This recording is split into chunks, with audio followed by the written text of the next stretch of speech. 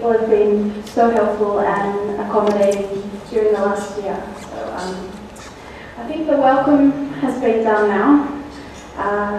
And I think in terms of thanking everybody, it's very important, but we're in limited time today. And so maybe in the closing ceremony, we can go through in detail and express our thanks where it is deserved, and it's deserved in a lot of places. But I do want to take this opportunity to really thank the Greenbelt Movement and the 100 Bowl Foundation for everything that they've done in making this meeting happen. For those of you who don't know still, the Greenbelt Movement is an organisation based here in Nairobi, and they're kindly sort of co-hosting this meeting. And the 100 Bowl Foundation is a German-based green foundation with offices all over the world, and they've been really helpful in getting us all here. From the beginning, I think this organisation can only survive if we encourage a culture of kindness.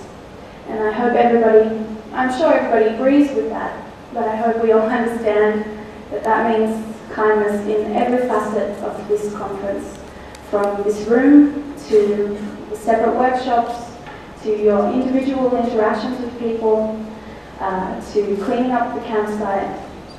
And I trust that you all understand that. This project is about, it's an experiment really in international collaboration, and global collaboration. And it can only survive if every person involved wants to find consensus. And that doesn't mean suppressing or putting down individual voices. It's the opposite.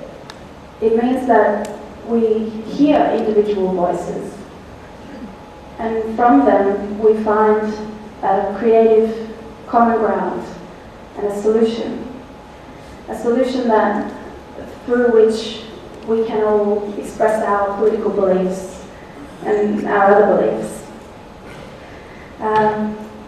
Nicola is going to say a few words about protocol and something about the facilities here, and some more about consensus. But I'd just like to say, if you're speaking for the first time in a group session, it might be good just to, when you raise your hand, to say your name and your country or organisation. It's very important to speak slowly, and I know that I forget this all the time. I have to constantly remind myself to speak slowly and clearly, because most people, I think, here English is not their first language. So we're very grateful for everybody attempting to go through this conference in English. Don't be embarrassed if you don't understand something. We have a set of hand signals which will be explained later by Marcus. So when you have a problem, when you don't understand something, just don't be embarrassed, just jump in.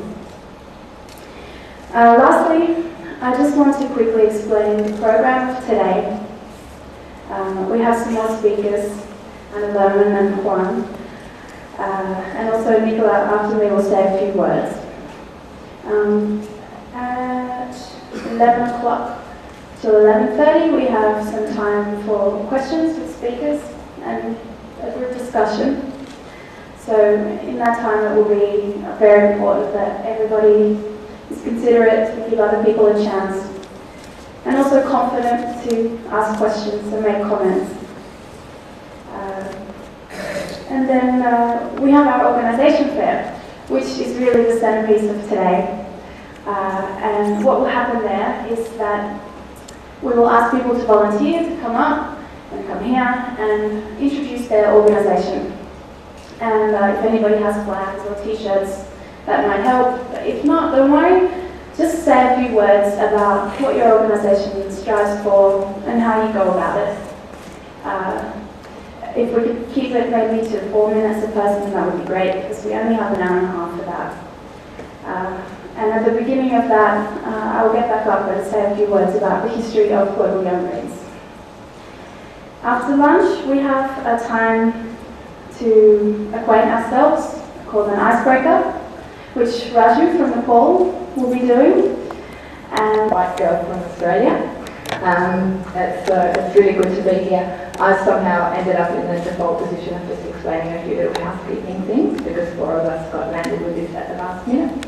And of course this is a conference organised by young people for young people and with young people running around a little bit crazy.